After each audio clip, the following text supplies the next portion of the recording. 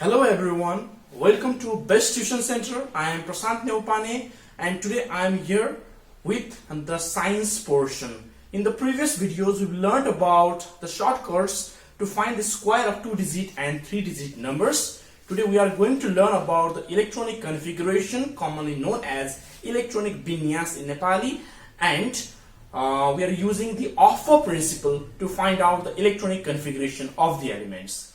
So basically when we talk about the electronic configuration, it is the process of representation of the electrons in different energy levels. So it has been described by offer principle as well. So talking about offer principle, it was proposed by Wolfgang Pauli and Niels Bohr in the early 1920s. So offer principle, it states that the electrons, they occupy the cells with the minimum energy at first and then they fulfill the higher energy after that. So let me give the title right away. The topic, electronic configuration. Electronic configuration, and we are going to learn about the offer principle. Offer principle. So let us look at a sequence from the offer principle right away.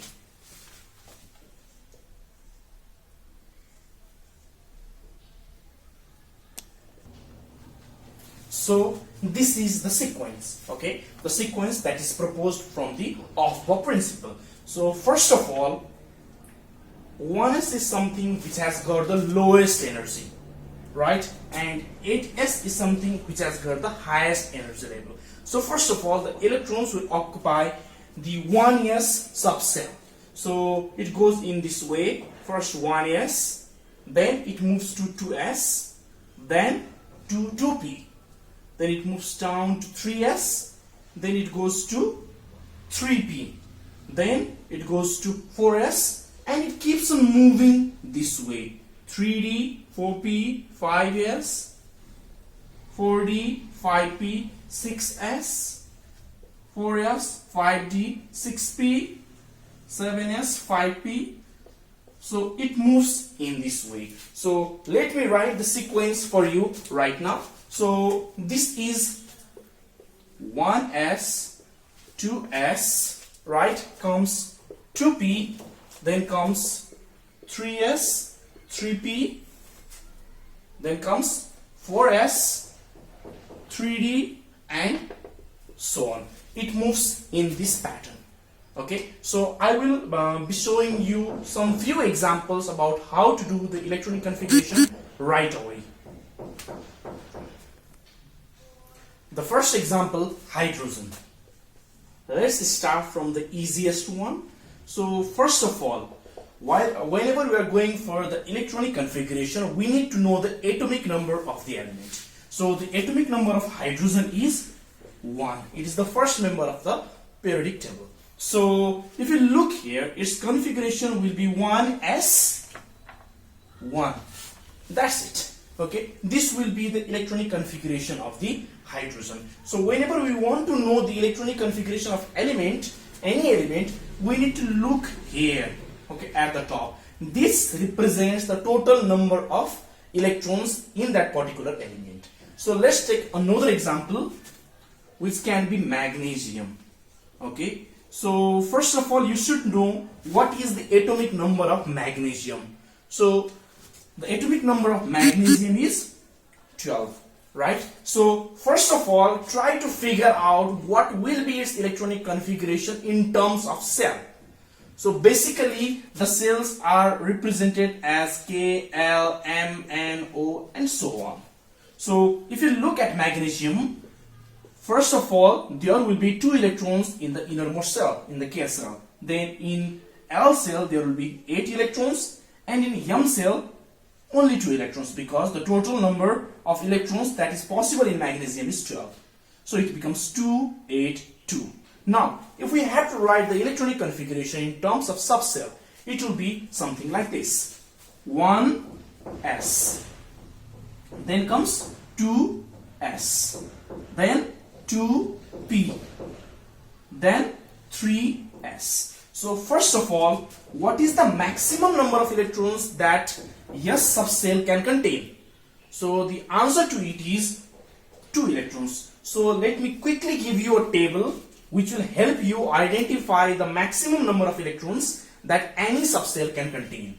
So S subcell, 2 electrons, P subcell, 6 electrons, D subcell, 10 electrons, and F subcell, 14 electrons. So this will give you a rough idea about how many electrons we can give to any subcell. So in this case 1s2, right? In case of S, maximum electrons is 2, so we can keep 2 over here. In case of P, we can give up to 6 electrons. So if you count here, 2 plus 2 is 4 plus 6 is 10. So already 10 electrons are already configured. So we have got only 2 electrons left, which will be kept here. So this will be the electronic configuration of magnesium. Let us move into some difficult question. So it can be chromium. It can be chromium. So first of all, you need to know what is the atomic number of chromium. The atomic number of chromium is 24. Atomic number of chromium is 24.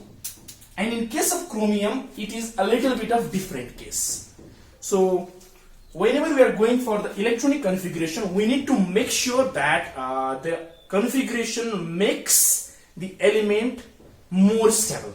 So if you look here, let me just go through the electronic configuration as 1s2, 2s2, 2p6, 3s2, 3p6, 4s2.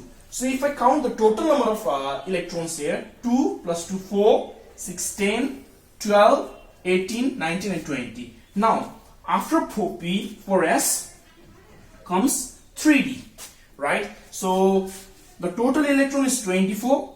Till here it's already 20 electrons. So we can give 4 here. Now most of us might think that this is the correct electronic configuration according to the Aufbau principle. But it is often said that the half-filled subcell or half-filled orbital and the full-filled orbital are more stable because of their configuration. Okay, so that's why. Okay, if we keep 2 here, 4s is already stable, but d4, it is neither half nor full, right? Therefore it's not stable at all. But if you look here, the maximum number of electrons D can contain is 10. If we can somehow make it 5, and like if we can balance this, then it will be more stable because of its symmetry. Therefore, if we have to keep 5 here, we need to make this as 1. So its electronic configuration will not be 4s2, but instead it will be 4s1 and 3d5. So this will be the electronic configuration of chromium. So let's do a last question that will be copper. Okay, let's do the last question over here. Okay, it's copper. So now the atomic number of copper is 29. So since it is 29, so what will be the electronic configuration? Let us do it very quickly. 1s2, 2s2, 2p6, 3s2, 3p6, 4s2. So far if you count the total number of electrons over here, it will sum up to 20. Now 9 electrons are left, and after 4s comes 3d. So if you write 9 here, 4s, obviously it will be stable because it is full filled orbital, but 3d9, it is neither half nor full, right? So it won't be stable at all. So the better option here will be, let's make D full filled and S half filled, that is 1. Copper will also have this type of configuration. So I hope the video was productive to all of you. If you like the video, please give a thumbs up. So that's it for today. Thank you all of you.